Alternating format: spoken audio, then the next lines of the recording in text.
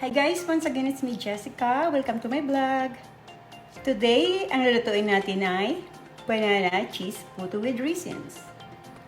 Yan, we're going to use these overripe bananas. I-mash lang po natin yung bananas natin.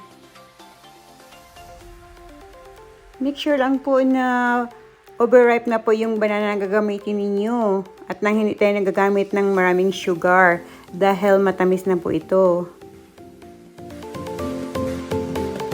Ayan po, i-mash lang po natin ng pinong-pino. Ayan. And then, kukuha lang po tayo ng 1 cup. Ito po ang gagamitin natin. Ito na yung na-mash na banana natin. 1 cup. 1½ cups all-purpose flour. 3/4 cup white sugar. 1/2 cup melted butter. 1 teaspoon vanilla extract. 1/4 teaspoon baking powder. 1 teaspoon baking soda. 2 large eggs. 1 cup cherry cheese. 1 cup raisins. Haluin lang po natin yung mga ingredients. Flour. Sugar. Baking powder, baking soda, raisins, and 1/2 cup cheese.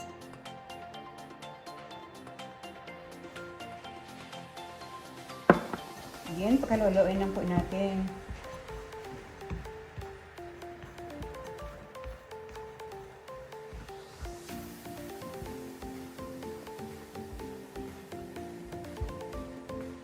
And then, yung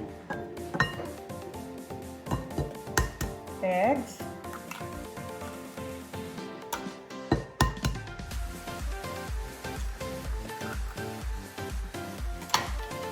Vanilla. Yung butter.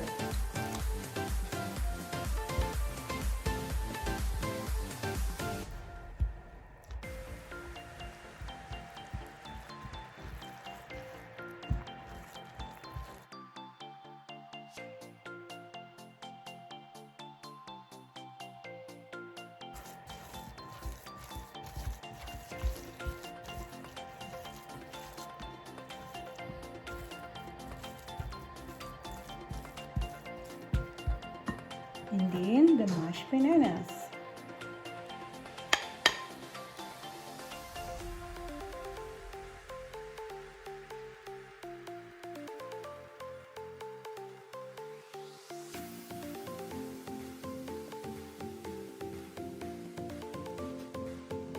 And then ilalagay lang po natin dito sa molder. Ayan.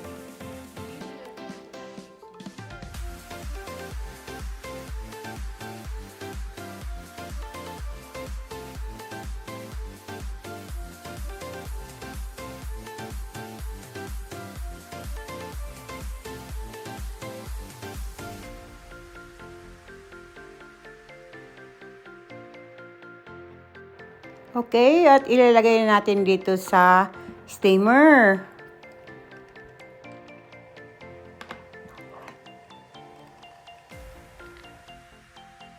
Okay, and we are going to steam it for 8 to 10 minutes.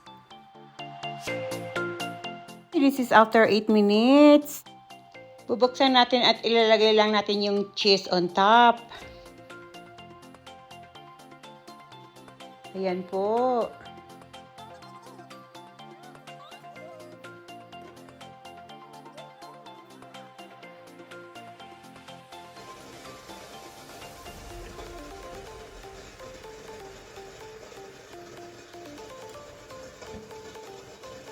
At babalikan lang natin to after 2 minutes.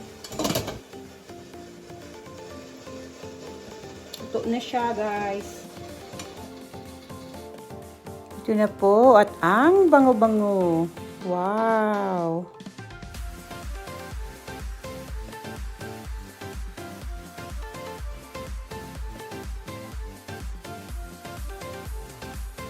Ito na po, at tatanggalin lang po natin sa molder. Ilalagay natin sa plate. Ayan. Very fluffy siya, guys.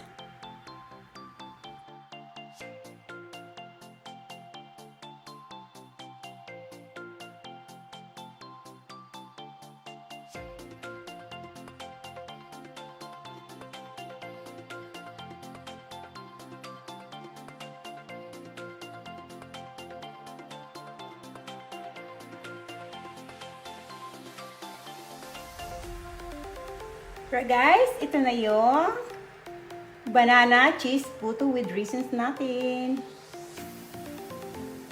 Yan. It looks so delicious. Ayan, very fluffy.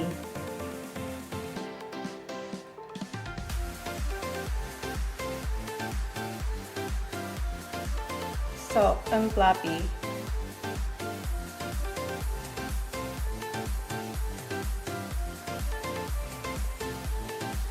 Very delicious, guys.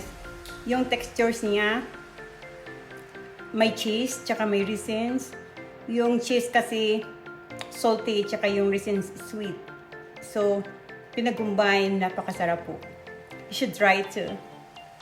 Thank you for watching, guys, and please don't forget to subscribe my channel.